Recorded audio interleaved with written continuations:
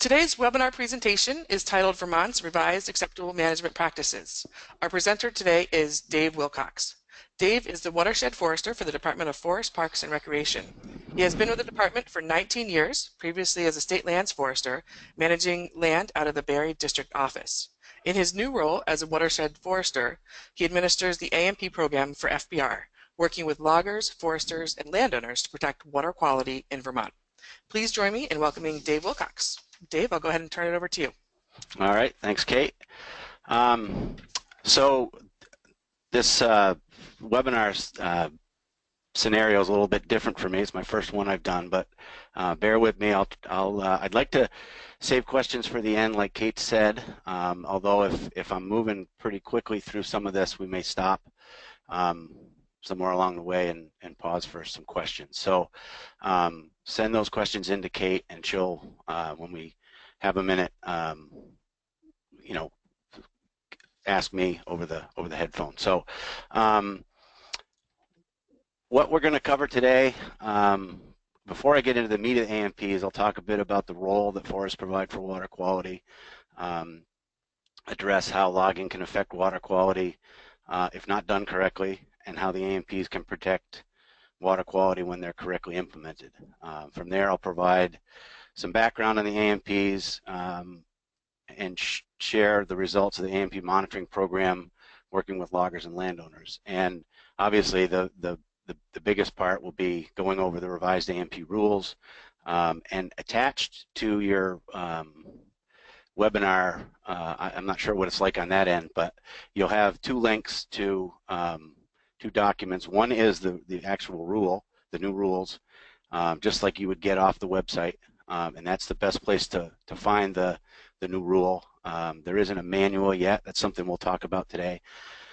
And then the other resource is a link, or it's actually a document that has a bunch of links on it to supporting information that I'll talk about in a little bit as well. So we'll get started and talk about real quickly the forest watershed functions and water and values. Forests provide a variety of critical ecosystem services that protect watershed functions and water quality. They're not only sponges for water, allowing recharge of groundwater and slow release of heavy precipitation to the stream, but are also little mini treatment plants for the pollutants and things that enter the forest before it gets into the water bodies. Forests retain nearly all the nitrogen deposited on them from the atmosphere and can filter and process up to 90% of nitrate in groundwaters that flow through them on their way to streams and rivers. So they're very important, and you know, it's critical to keep them intact and to protect them, as we all know. So you know, the basics on how that happens, you know, it all happens on the forest floor, and keeping those from being compacted and channelizing water is very important. It helps filter sediment and other pollutants from surface runoff. They're highly porous and permeable, and rainwater can infiltrate into the soil freely, and the litter and humus protect the mineral soil from raindrops by absorbing the impact of the energy of the raindrops. And headwater streams, 80% of the total stream miles in a watershed are headwater streams.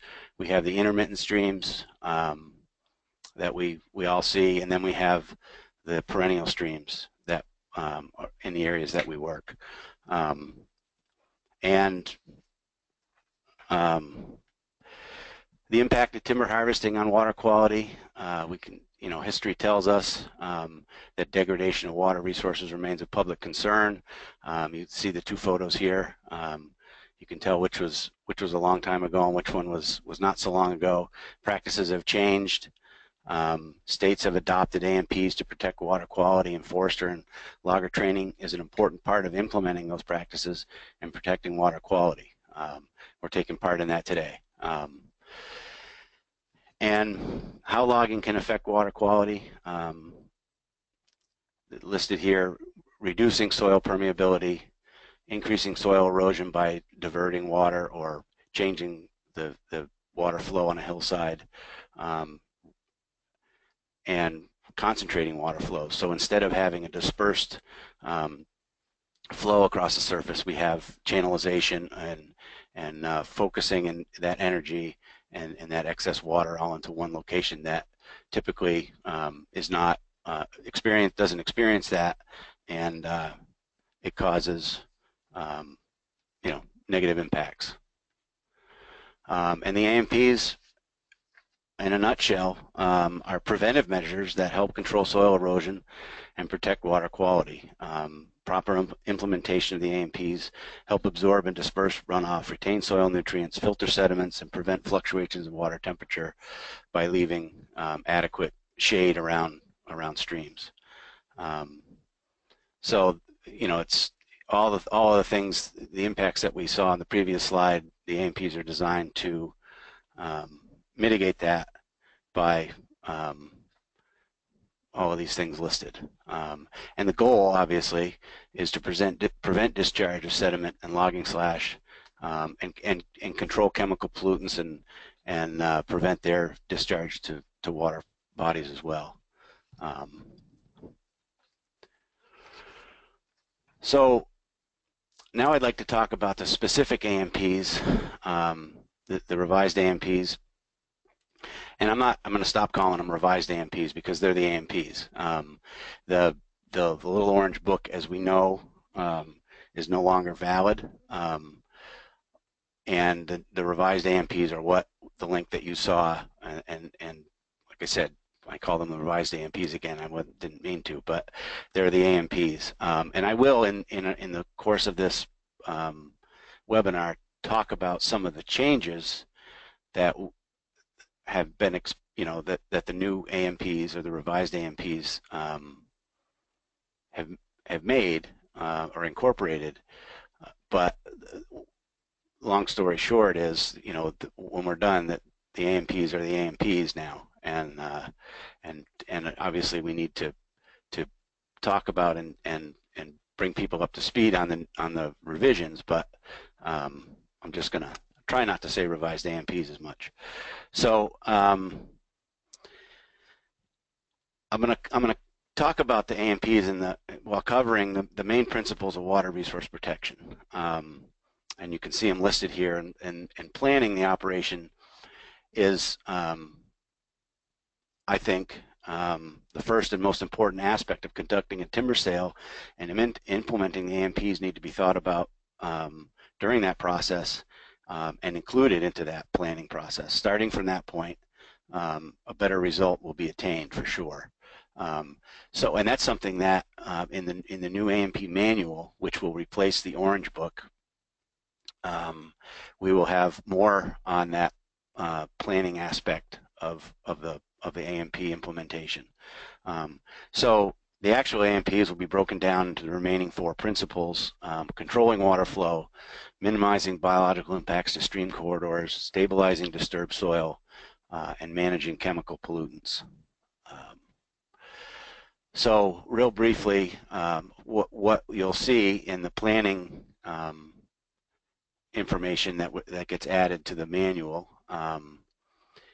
are these planning practices that will help protect water quality.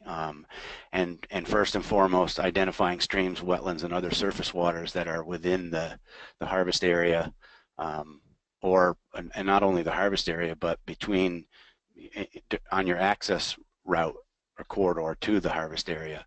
A lot of times it could be just a main truck road that has a bridge. That is where the biggest impact could potentially be on a timber sale, and of course that needs to be addressed, just as if it were inside the sale. So that's important as well. Clearly designating, once you have the streams, wetlands, and other surface waters, clearly designate the buffers in the field, and that's according to Table 4, and we'll see that in a little bit. And then based on the topography and the streams, determining the location of truck roads, skid trails, and log landings, based on all sorts of things we know are important: topography, pinch points with slope and ground conditions and that sort of thing, and then decide on appropriate AMPs that will address all of the aspects that they need to in the harvest. And also it's important to consider long-term needs and future logging operations on the property, as far as building your roads properly, putting them to bed properly, so that infrastructure is there and usable and protected, and not only the water is protected, but your infrastructure is safe and can withstand the 10, 15, 20 years of sitting idle until the next operation. And proper planning will avoid this. These are some examples of you know, what can happen when you don't plan ahead. You know, we have a road on the right that didn't see enough water bars. Maybe a culvert wasn't in. I'm not sure of the specific instances here, but something wasn't done enough to protect this road, and it washed out, and will either need to be, well, it will need to be rebuilt, and hopefully, you know, water bars installed, and whatever drainage structures are necessary. It looks like maybe there's a stream that jumped and came down the road too, but whatever needed to happen didn't, and that's part of planning. And then of course we have a bridge that isn't even close to being long enough, and you know, that was a place actually where a simple ford was suitable, and this bridge didn't even need to be constructed because the summer logging was suitable, and this turned out to be a very good ford, and they didn't even need the bridge. So that was a case where they tried to go above and beyond, but they didn't really look at the situation and understand what the best situation was, or best solution was. So the purpose and the applicability of the AMP is a little bit of background on what they're for and where they apply. They're measures to minimize the potential impacts of logging, discharge, and that sort of thing. And they apply to all logging operations on public and private lands in Vermont. And they include, even if it's logging for the purposes of land clearing or construction, it includes that right up until the point, I'd like to say up until the point where the equipment changes and it's no longer logging equipment, it's construction equipment. An example in the AMPs is logging may be conducted for forest management purposes, or logging may be conducted for the purpose of clearing land for some other type of land use, such as commercial, residential, or electrical or electric utility development. So that is considered logging, and the AMPs need to be in place. So getting started on the first principle of controlling water flow, we'll talk about the specifics of skid trails and truck roads. And I'm going to go through the AMPs here. And it covers what I would say is 90% of what's in the rule. But this does not, I just warn people, this does not probably does not include every single nuance that's in the rule. You want to be very familiar with the specific rule itself. And when I talk about the tables are included, but you want to pay very close attention to them and make sure you understand them correctly. So I'm going to cover, like I said, about hopefully at least 90% of the AMPs, and the little nuances, you know, they're minor in my opinion. But so I've got the nuts and bolts of it basically. So, but like I say, just so you know, make sure you're familiar with the rule itself, because it takes a few times to read it before it really sinks in and all of a sudden clicks in your head. So keep truck roads less than 10% grade and skid trails less than 20% grade. Steeper sections are allowed up to 300 feet, but shall be the minimum number of sections, grades, and lengths necessary due to physical constraints. So basically, lay your roads out where you can keep the lowest minimal slopes possible, and be in compliance with that statement. Water bars, broad-based dips, and ditch relief culverts shall be installed correctly and according to Table 1, and we'll see Table 1 in a minute. And the revised AMPs, Table 1, or the new AMPs, Table 1 is different than the old Table 1, and we'll talk about that. And ruts on skid trails shall be smooth where soil slopes or depth or length of rutting result in a likelihood of erosion. And that's more specific, and it talks about where, in cases where it's likely that these ruts are going to get worse over time, they need to be smoothed out based on those things listed. So here's Table 1. It is different than the old one. Includes a different chart for water bar spacing on skid trails during logging and for after logging or closeout. It also includes different charts for broad-based dips, ditch relief culverts, and water bars for permanent and temporary truck roads. The spacing is not so much different, but it's more explicit on the type of road that you're either using or closing out, and the spacing. And it also, the one new thing is it has a different spacing for skid trail, water bars, and turnups during logging, and that's good to look at. And then after logging is done, for closeout, that they need to be beefed up basically, and more numerous water bars installed. And be careful where you terminate drainage structures. Drainage structures shall not terminate into streams or other waters. On approaches to stream crossings, permanent and temporary truck road ditches shall be turned out into a filter area a minimum of 25 feet away from the top of bank. And that underlined wording is new.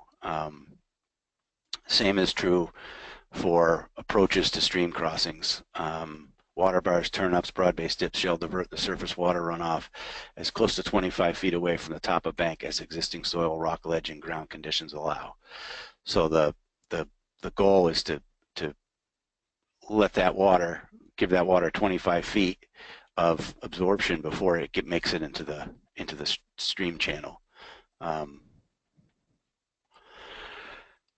And then minimizing impacts to stream crossings, so that biological impacts aspect of corridors. AMPs are designed to maintain the natural flow of water in streams. And the way they do that is properly installing and sizing temporary stream crossing structures according to Table 2, and we'll see that shortly. And we talk about two types of structures here: temporary structures and permanent structures. Now, the AMPs now state that if for any permanent structure on a perennial stream, a stream alteration permit needs to be received or gotten. That structure needs to be permitted. For temporary structures, which the AMPs deal with, we have a definition of what temporary means, and for pulled-in fords or brushed-in fords in the winter, they have to be removed immediately after the job closes out, or within 12 months of installation, whichever is sooner.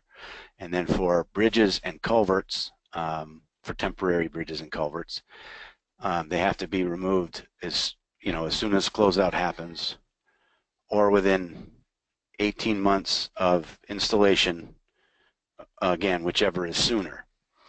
So that time period is new. It was never stated. It just said temporary before. And the reason for that is with our sister agency, Department of Environmental Conservation, the crossing size, if we wanted any longer than that, basically our crossing size structure size would have to be a lot bigger. So in order to keep those sizes down to what were feasible and economically made sense, we needed to keep them short and not leave them in for very long, if that makes any sense. So that was kind of a give and take there. So here's table 2. And you see it's a little different than the old table 2. The old table 2 had 2 different columns for drainage area. One was for well-drained soils, and one was for shallow and ledgy soils, and we kind of ended up somewhere in the middle with our drainage area and our minimum culvert diameter size, and we also have minimum size opening required for bridges and culverts in square feet, corresponding to the appropriate size with the culvert, and there's a little asterisk there that says for truck road cross ditch relief culverts, they have to be at least 15 inches. Even though you could have a 4-acre drainage area, which says 12 inches, you need at least a 15-inch for drainage ditches on truck roads. See, now I'm used to asking questions, but now we're going to wait until we get to the end. Sorry about that. So in addition to what I've said already about stream crossings, we have additional things in the AMPs pertaining to crossings. And streams and all waters shall be kept free of logging slash. Stream crossings shall be made perpendicular to the stream channel. Shall be located where the stream channel is narrow and well defined, banks are stable, and approaches are 10% grade or less. And after removal of the structure, water bars shall be installed as close to 25 feet back from the top of bank as ground conditions allow. So a little bit more specific on the location of the stream crossings, not only the sizing, but also the location. Let me catch up to myself here. So protecting stream buffers is also an important aspect of water quality.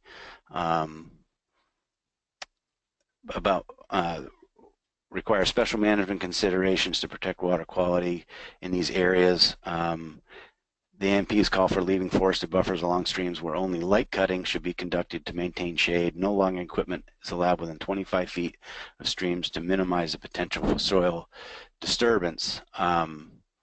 And one thing that I should mention, the AMPs now have a lot of definitions in the beginning, which were not part of the old AMPs. And one of the definitions is we now define continuous forest cover as beeline stocking, and I think that's a benefit. It gives people a place to start as far as what that means and how much of the buffer needs to be retained. And then table 4 didn't change at all. That's still the buffer distance from the stream, top of bank, and the road, trail, or landing, based on percent slope.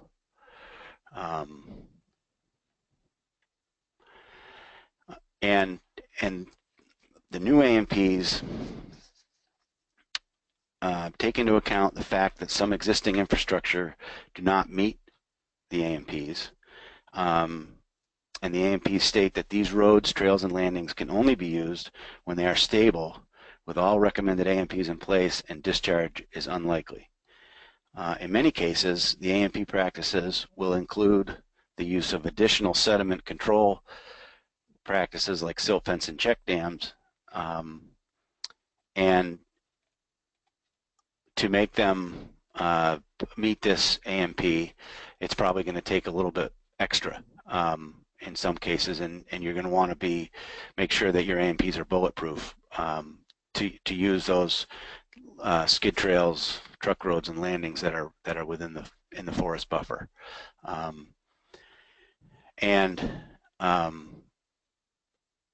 New truck roads, skid trails, and landings shall not be located in the buffer unless there's no feasible alternative due to existing soil, rock, ledge, or other ground conditions. And the same goes for the new truck roads. If this are the case and you had really nowhere else to put it based on boundary lines or slopes or other physical conditions that limit your access, again, those AMPs need to be bulletproof, and you're going to need probably more silt fence and hay bale check dams, and more numerous water bars and that sort of thing to make that so erosion and discharge is unlikely. That needs to be to meet that standard.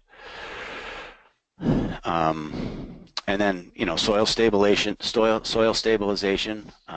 very important as far as preventing discharge and soil movement.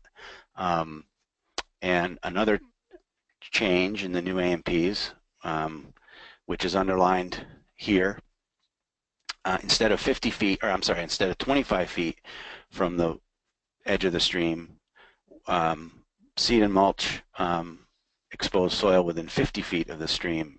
And this is both after the installation of the crossing structure, and that is except for traveled portion. You don't need to seed and mulch the skid trail because that's going to be skidded on, but the edge around the what you just installed where there's exposed soil needs to be seeded and mulched. And then during closeout, seed and mulch exposed soil within 50 feet of stream channel where structures were removed. And that does include the skid trail, because that's not going to be used as a skid trail for the near future. So again, it's gone from 25 feet to 50 feet. And the slide on the left shows, essentially it shows what you can do if you have brush or logging slash on the ground that kind of acts as soil stabilization, and that's fine. You don't need to remove that. You can leave that. It will protect the soil. The grass and things will eventually grow up through, but you just have to keep in mind that that can't be left anywhere where there's a stream crossing installed. If that is a poled ford or a brushed in ford, that all has to come out, but it can stay where it's not a stream or water body. And then landings. During logging, silt fence, check dams, and drainage structures shall be correctly installed on log landings to prevent sediment from entering streams and other waters. Fairly simple. You need to keep track of what's happening downslope of those landings, and implement and apply whatever you need to prevent soil movement. And then after logging, log landings shall be stabilized and drainage structures shall be correctly installed to prevent sediment from entering streams and other waters. It does not say mulch like it did. So the landing on the right obviously was mulched. That was a decision, well, it was under the old AMPs, but going forward, it's not mandatory to put hay down on a landing, as long as it meets the standard that all drainage structures are correctly installed to prevent sediment from entering streams and other waters. And on the picture on the left shows, a good water bar put in, and that could be, across the top of the landing to catch any runoff from a trail or road going out into the landing. You can imagine where something like that would be very helpful to divert water. And then managing chemical pollutants.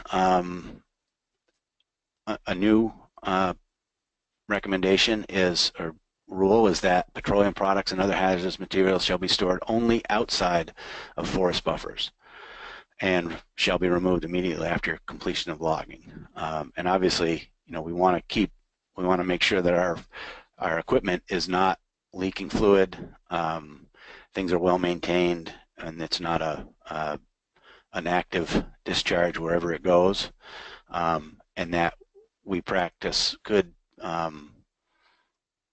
clean landings. Keep our landings clean, keep a trash barrel, or best thing is just to take it away every day, and have a spill kit on landings.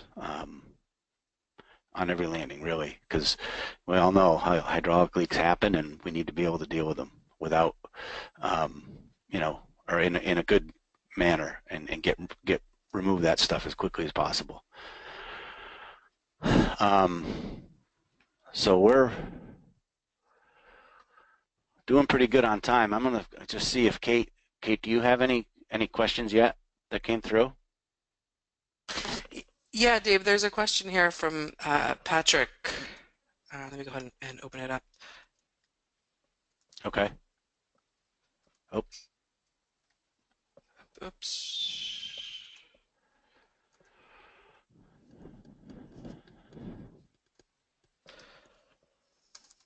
Am I going to see that, Kate? Sorry, Dave. Oh, here it is. I'm sorry. I thought I had opened it up, but it disappeared behind the window. Okay. Let's see here. So the question is, I recently watched, it's a bit long, so bear with me here. I recently watched a show on public television, Vermont Outdoors program, involving trout habitat. It focused on dropping and pulling trees into streams for trout cover. They had good evidence that this was working and that trout numbers were up in the streams, that timber had been put into the streams. Vermont Department of Fish and Game was involved and was doing fish surveys. My question is, does the Vermont Forest and Parks agree with this project? How does it relate to the AMPs? And do you foresee forester and loggers being able to do trout stream restoration work on our logging jobs if landowners wish to improve trout habitat? Well, that's a good question, and that practice comes up occasionally when I do workshops with loggers, and they've heard about that, and they start saying, well, if they're leaving brush in streams, why can't we? Or why is it such a big deal? And I guess my answer to that is it's apples and oranges. The material that Fish and Wildlife is putting into streams, and I think the Forest Service has done a bunch of this on Forest Service property. It's big stuff. It's the bole of the tree a lot of times, and it's to create eddies and fish habitat where branches and brush really just won't do it. And also, not to mention the fact that it's scientifically, they locate that stuff where it's lacking in streams. So they have a baseline of what's natural and what's beneficial to fish. And if they see a reach of a stream that doesn't have that, then they can implement a plan to install it. And they go through great lengths of choosing the right trees and anchoring it in a way, and turning it so that the currents hit it just right. So it's very deliberate and very scientifically done, and our department, Fish, Forest and Parks, totally supports it, because it is done in a manner that it has good buy-in by the science. I mean, these are biologists and river engineers that are looking at this, and they're the people who know. It's not just leaving, when loggers talk about, well, just leaving some tops, that's the stuff that can cause the chemical makeup of this water to change, because it's that, the leaves and the small stuff that decay quickly and add nutrients and things to the stream that change the chemical makeup. So like I said, it's apples and oranges, and I think where that is necessary and where it's proven that there isn't enough downwoody material or fish habitat, I guess, in streams, I would support doing it more. But again, it's not just a willy-nilly kind of thing. It's very exact and very scientifically laid out and deliberate. So I hope that answers the question. Great, thanks, Dave. And there was a note as well from a participant in Maine saying that they had a similar program, and just a reminder that the trees have to be anchored and angled correctly. So sounds like there's a lot of science and Yep. technique Yeah, there behind is a it. lot of science, and they, it's an expensive thing because it's not done with machinery. It's all done by hand, and guys are and gals are out there cutting trees down with chainsaws and using grip hoists to pull them in place, and they're anchoring into the banks like revetments, and it's a lot of work. It's not and it really doesn't compare to um, simply relaxing our standards for leaving um, logging debris in streams. It's just not the same ball of wax. Yeah. Dan, excuse me, Dave, if you don't mind, maybe one more question. There's a Sure, couple of questions around the temporary structure timelines. If a sure. job lasts longer than that, is there is there a permit required, or hmm can you Well, speak that's to a good that? question because that's a different quite a different standard than we've had, and one of the reasons why it's 18 months for bridges and culverts and 12 months for pulled forwards and brushed in forwards is that if we have a culvert or a bridge that's free flow for the channel, it can stay in longer without having um, a direct impact. Where we want to get those pulled forwards out as quick as possible. Um, so if you had a temporary bridge that spanned the channel, and you really were on from top of bank to top of bank, and you had good confidence that that was was sufficient, but you wanted to leave it in longer. And I can't say how much longer is okay and how much is too long, but you would need to. My recommendation, and this is new to us too, as far as the enforcement aspect of it. But my suggestion to you is call the A&P forester, have them come out and take a look at it, and come up with a plan. And your plan can't be we're not done. We need to leave it in. It. We would hope it would be, well, we're going to be done in another 2 months, or we're going to be done as soon as the conditions allow, and I'll let you know when we pull it. There's got to be a plan. There's got to be some communication about when that's going to be pulled, because what it comes down to is the sizing chart does not meet a queue of much more than you know. I'm not a river engineer, but I would say somewhere between 2 and 10 years. So the likelihood that the longer it's in, the likelihood that it's going to see that a flow that's bigger than what it can handle gets greater and greater and greater. So that's why they're temporary, and that's why they need to be removed. So I would say if hopefully this is a good enough answer, but if you have something that's in, it seems to be working, and you're just not quite done, go have your A&P forester come and look at it.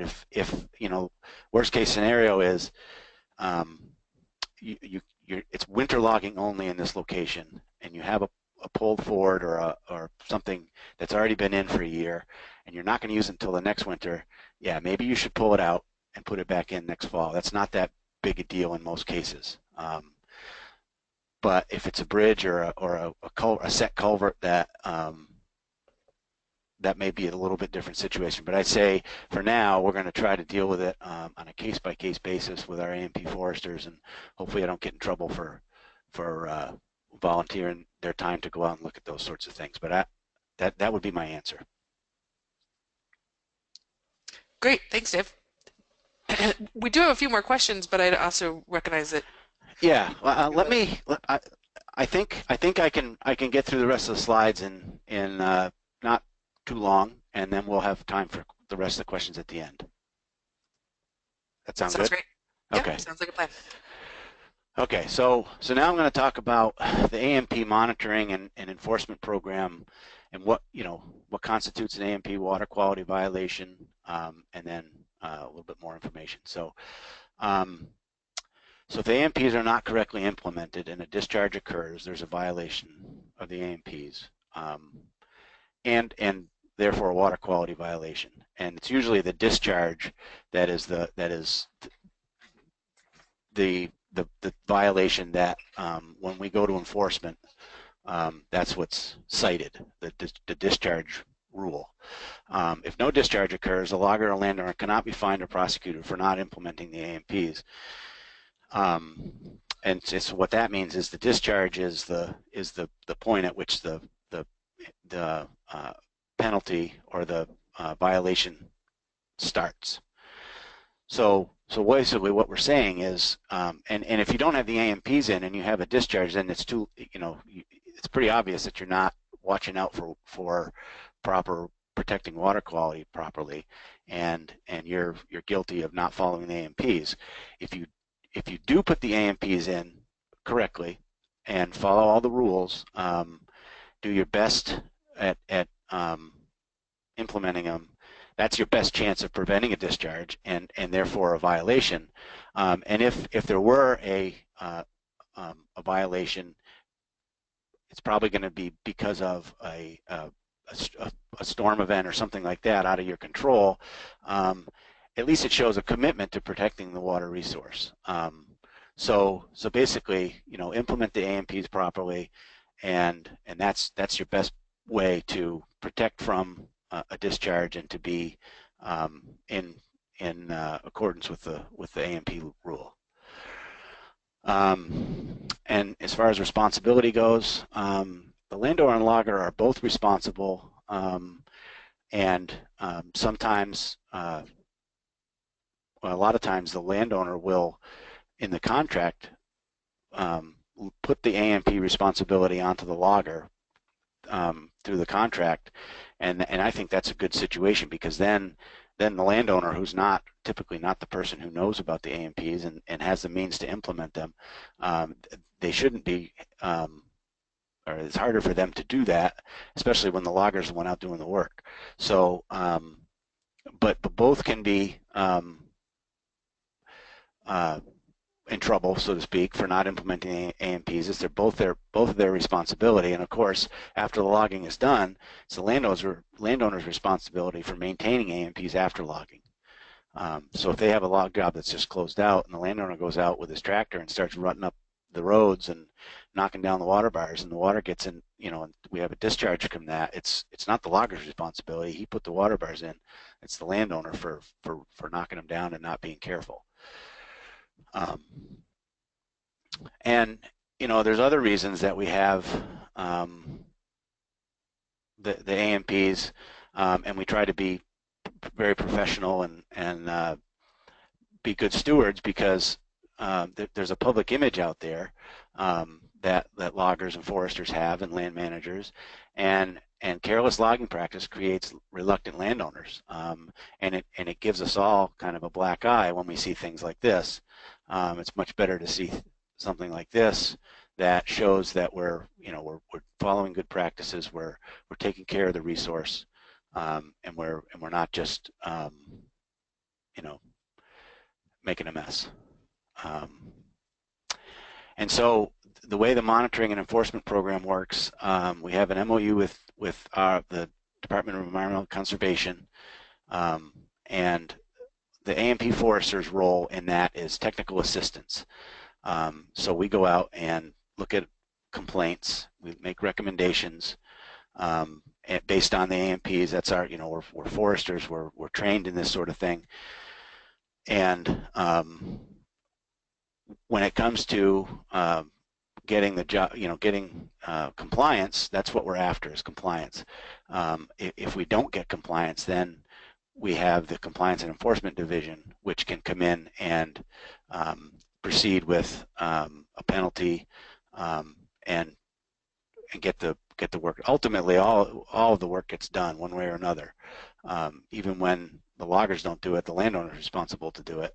And most cases, 99% of the time, or I wouldn't say maybe 99, but a lot of the time, more than 90% of the time, most cases are 1 or 2 site visits with recommendations being implemented, and the case is closed.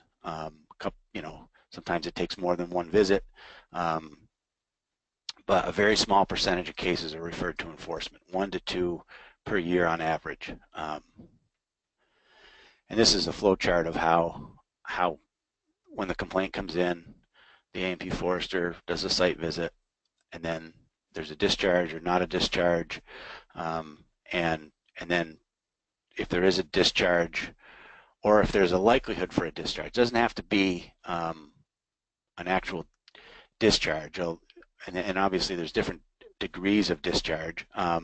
If you look at one little speck of dirt getting into the stream, technically that's a discharge, but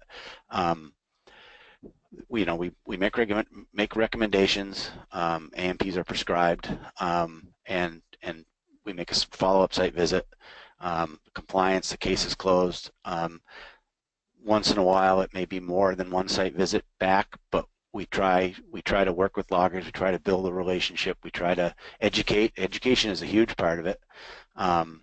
And then if in the end we don't have compliance, or the violation is so egregious that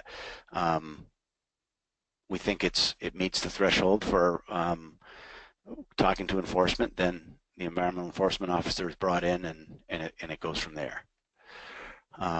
Historically, this slide shows in the last, from 2005 to 2014, where the discharges have occurred.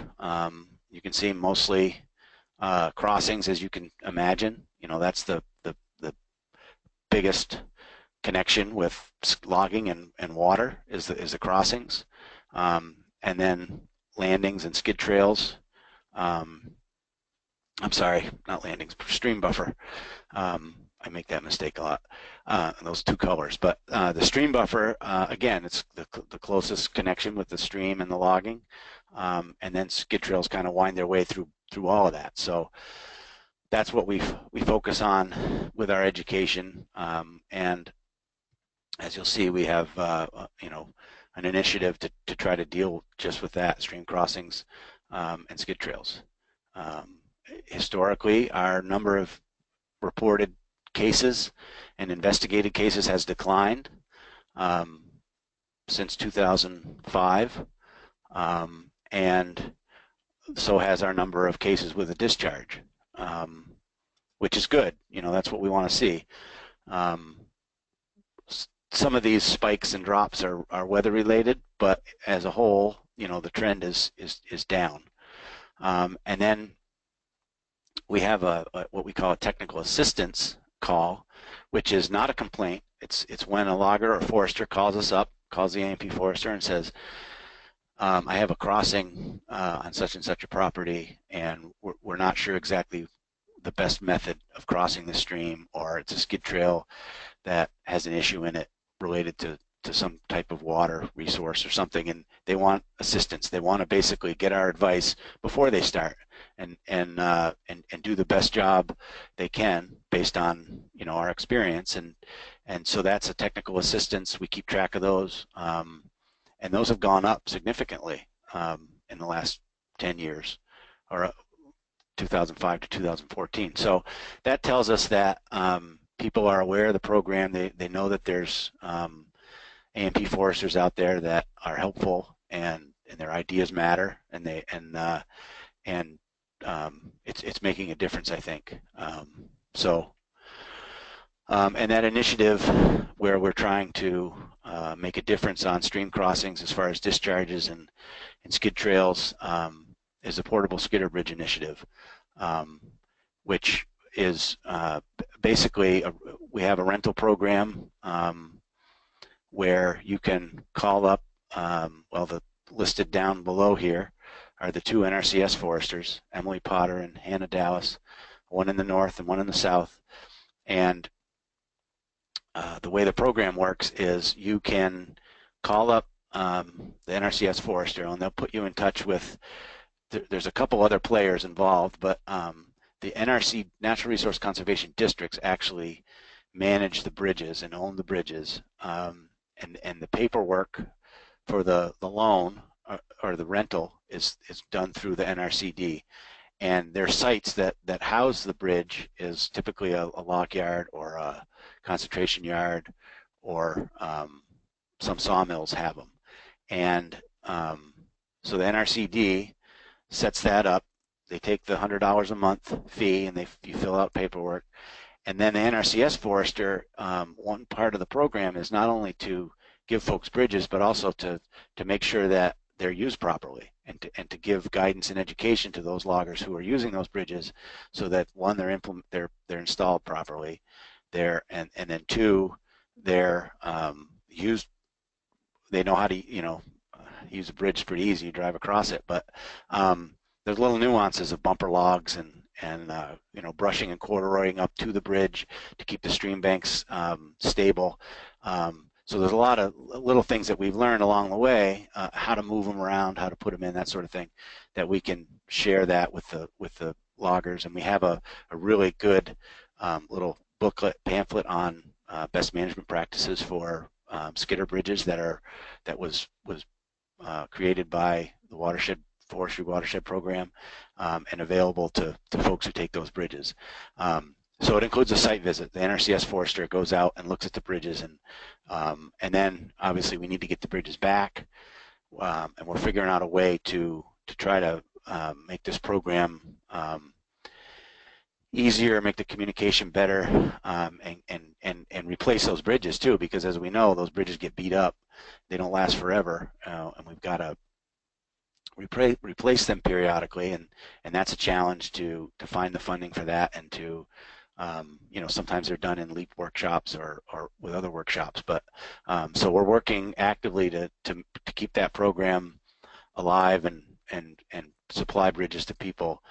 Most logging contractors nowadays, I think, would rather have their own bridge than rent one, just because it's easier. You have it when you need it, and we certainly support loggers getting their own. We have on our website, we have the plans for building one, the two different sizes. So that's an important initiative that we have out there, and it makes a big difference based on what we've seen with crossings and skid trails and that sort of thing. It helps. And then some other supporting information that I have here. Of course, we have the voluntary harvesting guidelines for landowners in Vermont, just completed in 2015. There's a couple wetlands publications. One has been around, the little book has been around for 20 years. It probably could use a few revisions, but the logging activities in wetlands was created by the wetlands folks. I think that was 2015 as well. And that is a little more specific about how you can work in wetlands. Silviculture is an allowed use in wetlands, but the AMPs have to be followed.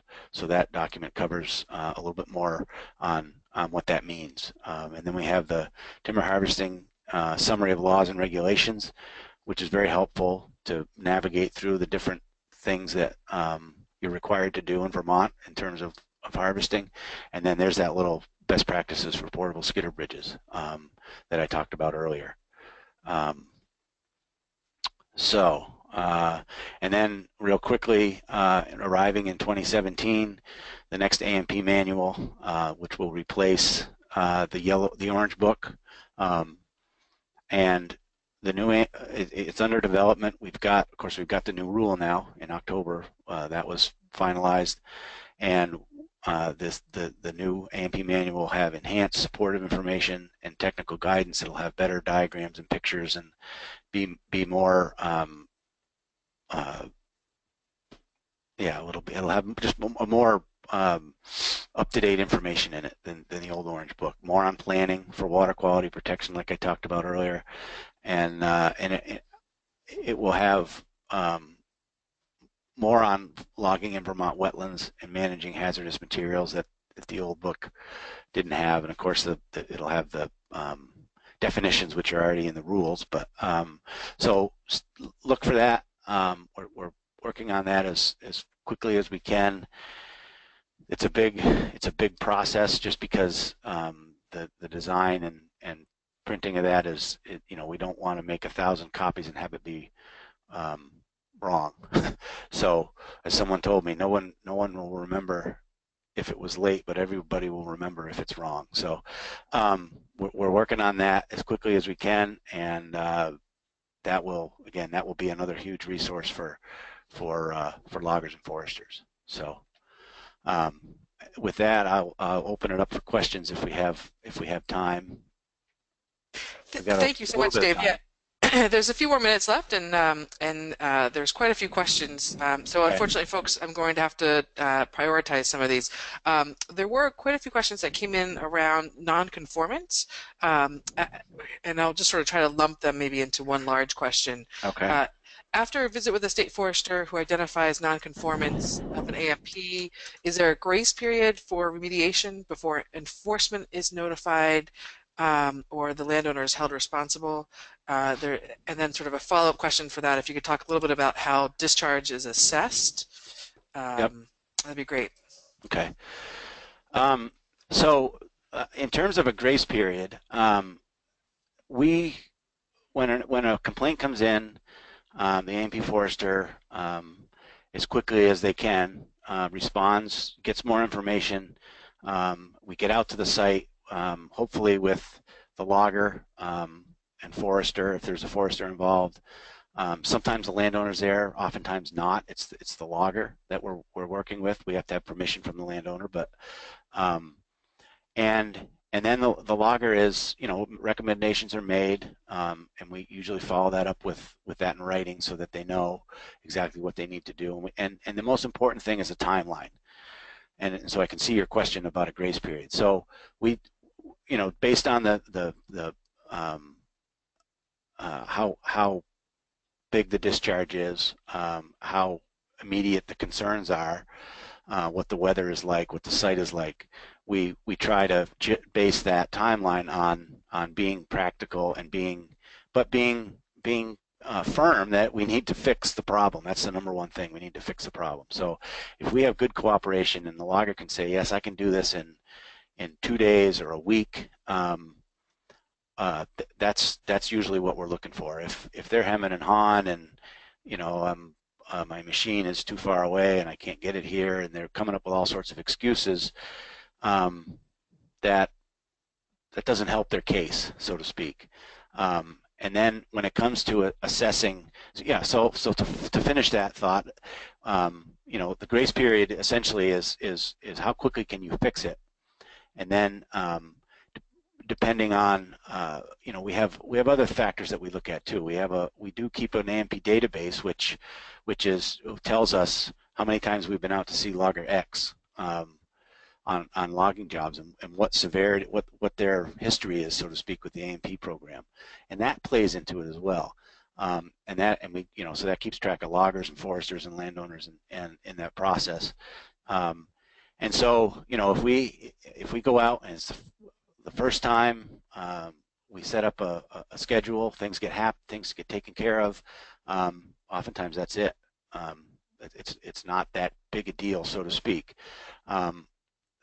We hope for, we go for education. We hope that the next time, that there isn't a next time, and that we don't want to keep seeing the same thing over and over and over. And we realize suddenly they're not really trying. They're just hoping they don't get caught. That's a difference. So, and as far as determining the severity of the violation, we're looking at obviously how much soil has gone, how long it was happening, things like how easy was it to fix it, what thought process they went in locating that site. All of the things that went into what made that go bad plays into it, and then we kind of go from there. It's hard to, not having a specific site to look at, it's hard to point out the things that to explain it, but we look at a lot of things together to come up with how bad it is, and starting with the first thing is how much of a discharge there was. And a lot of times it's hard to tell, but if you know that, boy, this looks like it's been here a while, and it goes 200 feet up the trail and starts there and it ends up in the brook, that's a significant discharge. So I just say a lot of things go into that, and we have lots of experience to kind of base that on and what we've seen in the past. So it happens pretty. It's not that hard once you've seen a few of them. I hope that's a suitable answer. And I know I have A&P foresters listening, so go ahead. Does that make sense, Kate? Hello? What happened? Sorry, Dave. I just I realized I had been on mute. So thank you so much Okay. for answering those questions. And Okay. there are quite a few other questions listed here, but Okay. I recognize that we're at 10:30 or if not a little past. Yep. So you know, I don't know if you want to address any more questions or I'm happy to address more to take more questions. I don't. I think that's a very important part of this. And I kind of wish I had left more time for it, and I'm glad we did the questions before, but I wanted to cover what I did. So if we can take more questions, I'd happy to do it. Okay, well, why don't before I throw any more questions your way, just so because I recognize that some folks may need to sign off, I just wanted to put out a couple of quick reminders and just let people know. Dave, you had mentioned that there are handouts available as part of this webinar, so I wanted to direct people to the side panel. If you haven't found it already, there's should be a box that says handouts, and in that, if you click on that, there are two PDFs that are listed there. One is on the new A&P adopted rules, and the second one is a PDF around the resources for the webinar. Dave took some time to put together a bunch of different links to the resources that he provided on the webinar today. So please take a few minutes before you sign off to download those two documents. Again, they can be found under handouts in the side panel. Also, just a quick reminder for folks to complete the survey at the end of the webinar today. That's how we'll know that you're interested in getting continuing education credits. And then lastly, just a quick plug for our next webinar. The series continues on February 2nd with a webinar where we'll be going back to our silvicultural mini-series, and we'll be talking about exploring silvicultural strategies around oak. So we'll be joined by Mark Ashton, who's, I believe he's with the Yale School of Forestry. So there will be registration information online available on the website by the end of today. So go ahead and register for that upcoming workshop, or excuse me, webinar if you're interested. And again, at the end of the webinar today, if you're looking for continuing education credits, please complete the survey. That survey should just pop up when you exit the webinar.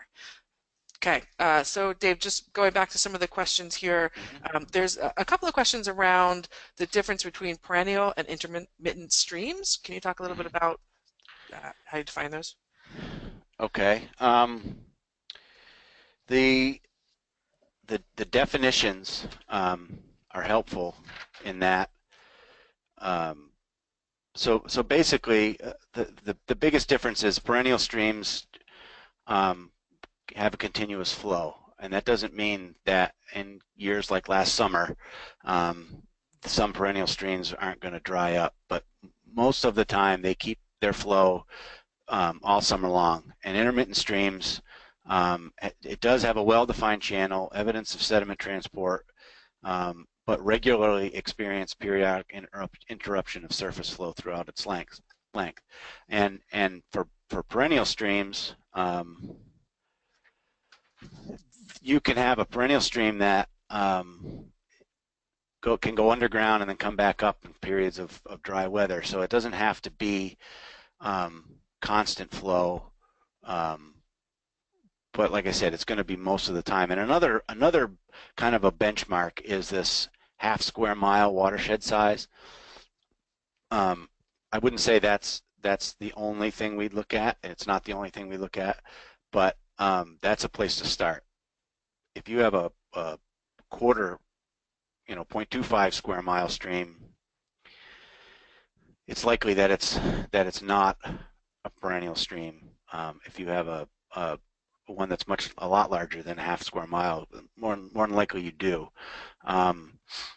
So that's a tough one, but at least we're trying to define them. We're trying to make it a little more clear. And if you Sorry, go ahead, Kate. Yeah, Dave, I was just going to say, just to clarify too, I think there's sort of a follow-up on that is about the standards between the two. I don't know if that is something that you can address or standards, especially around buffer management. Okay, the buffer, when we talk about streams in the AMPs, we're talking about both intermittent and perennial streams. Um, so there is no differentiation in buffering of the two.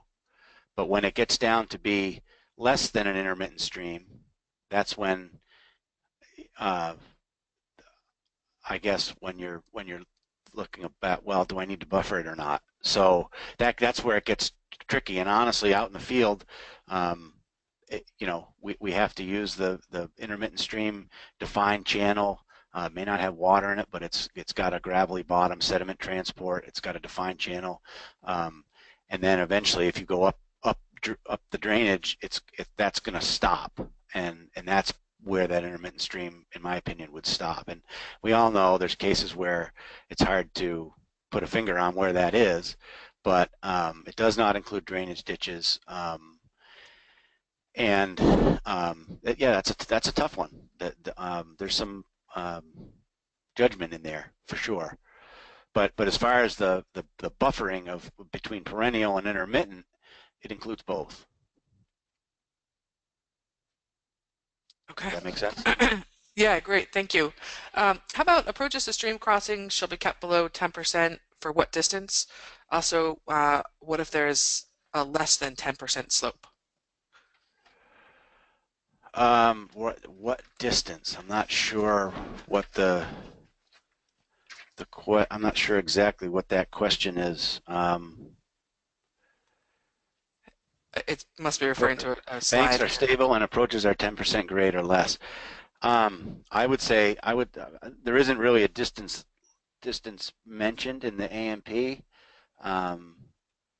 but in my estimation, that distance should be at least 25 feet because that's where we have that last water bar is at 25 feet away from the stream. So if we can put a good water bar at 25 feet, it's less important what the slope is farther away from the stream because we've caught it with that water bar, if that makes any sense. And then from that water bar to the stream, if we can keep that below 10%, then we're not at risk of a lot of transport on that section of trail. So my answer is 25 feet. Okay. Next. Sorry. So there's a few more questions here. Let's see here. One around the seasonal limitations to pull forwards. Yep. If not, can they?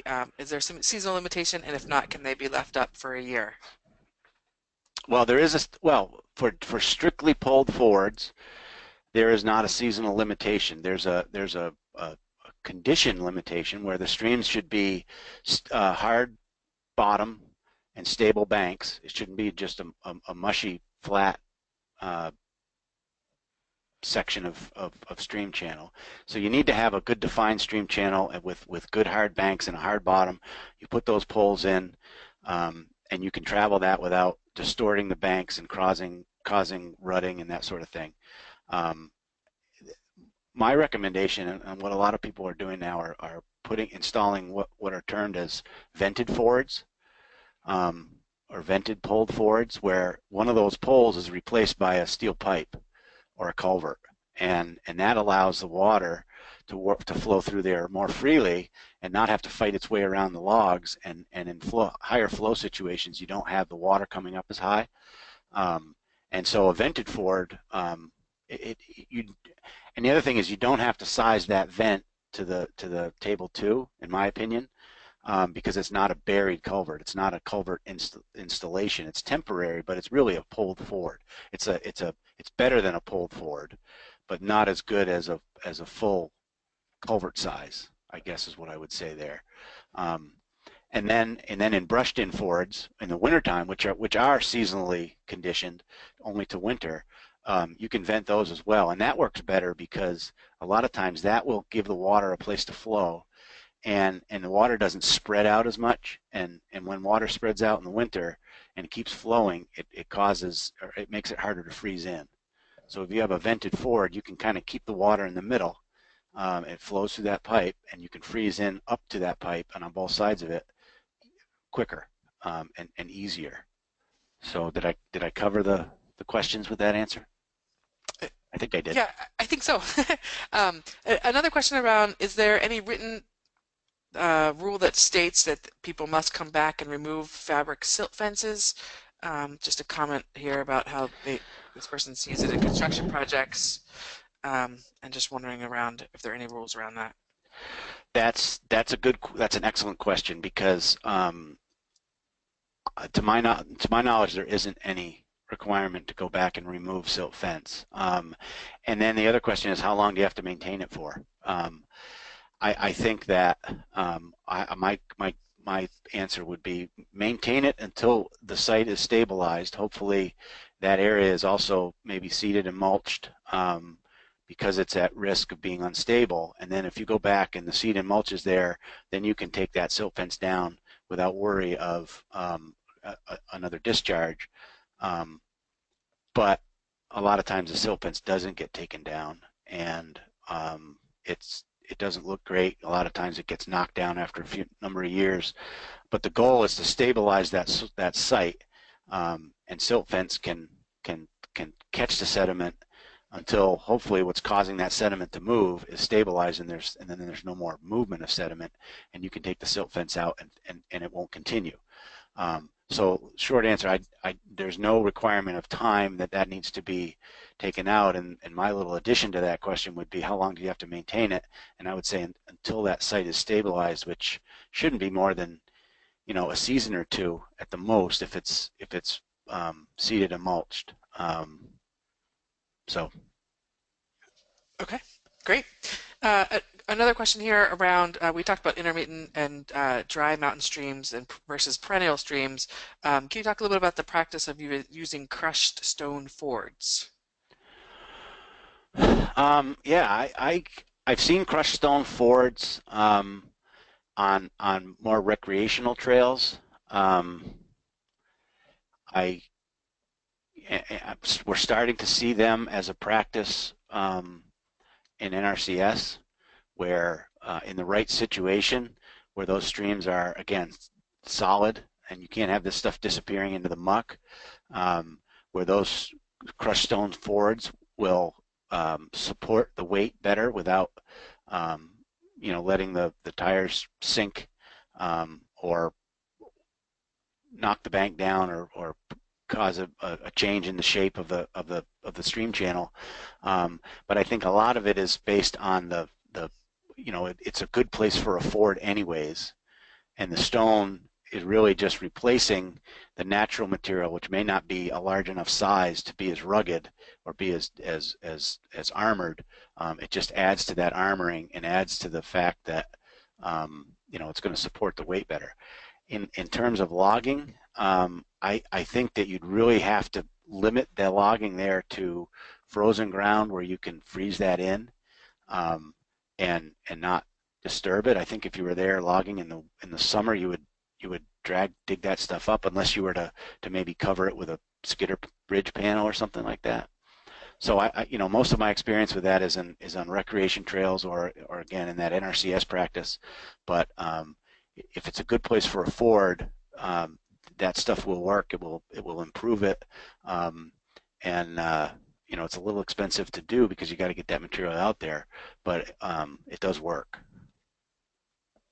I think there are limitations to using it strictly for logging, especially in the summertime, if that helps. Sure, and then just to follow up on that is, this participant wants to know, am I correct in that an at-grade ford will allow the skidder and skidded logs to travel through the water of the stream? Yes, it will.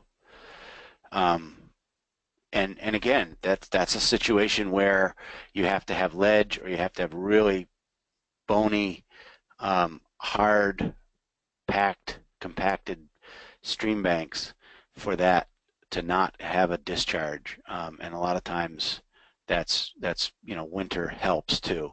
We had a ford in Roxbury State Forest where it was literally a ledge waterfall on the skid trail, and we didn't need to put in a crossing because we just basically went across the ledge and we did it in the winter too.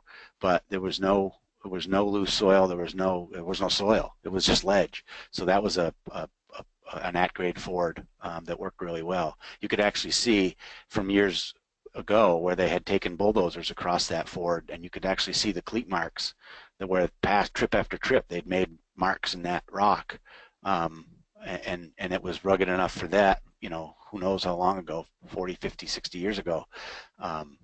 So, yeah, but you do end up going right through the water on an at-grade ford. Just a few more questions for you here, Dave. Yep. There's one that John asked, and it's around a particular situation, but I think he's interested in a balsam fir stand along a stream, and is curious when a partial cut has been done and they're more susceptible to ending up in the streams. Are there recommendations for this type of situation? And then the follow-up to that was, is a logger or a landowner liable for the results of a partial cut in this situation? That's a good question. That's a complicated question, and it's talking about silviculture as much as it is water quality. So I think that there you'd have to make a decision on your overall goals there of what you're really looking for. Are you trying to partial cut in balsam? I can understand where your concern about that is. And then if you have all that stuff falling apart and ending up across the stream, then is that you've lost your trees and you've got it in the stream. So, I think I would. It's hard to pinpoint an answer for that right now. I think that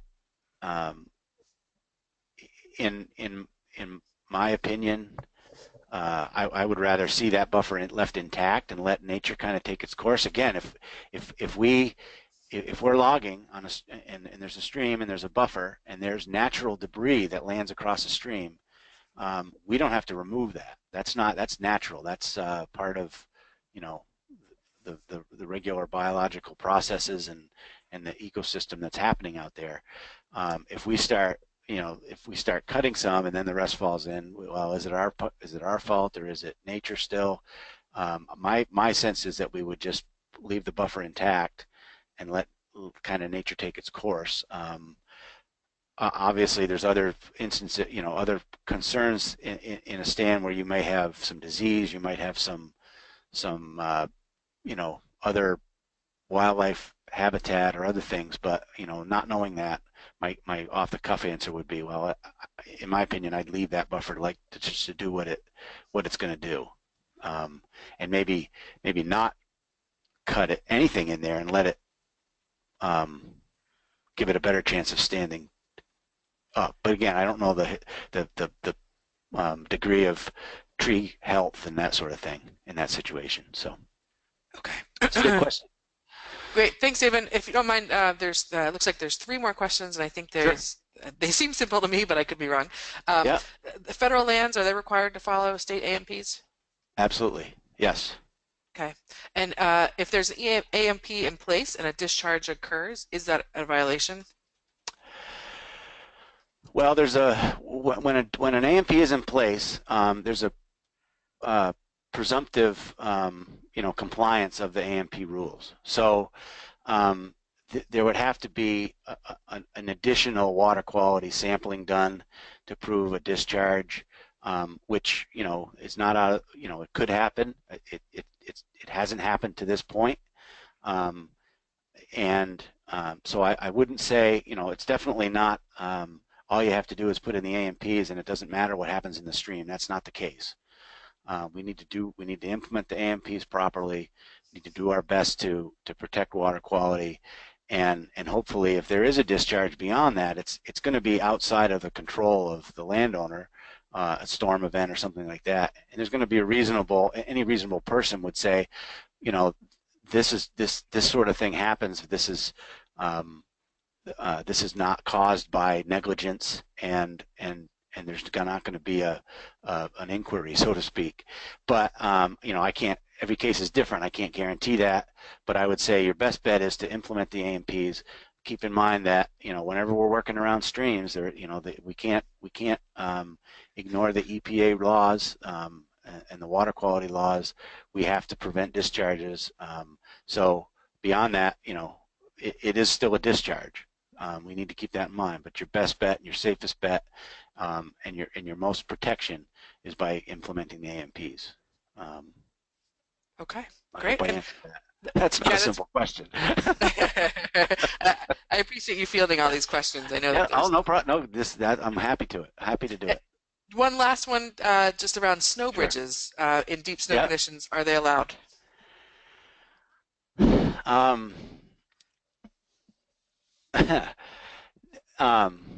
They work. I mean, I've seen them. I've used them on my own land and in not so much stream crossings, but in instances where you can fill anything with snow and you have the right conditions, you can go right across it. I would say that if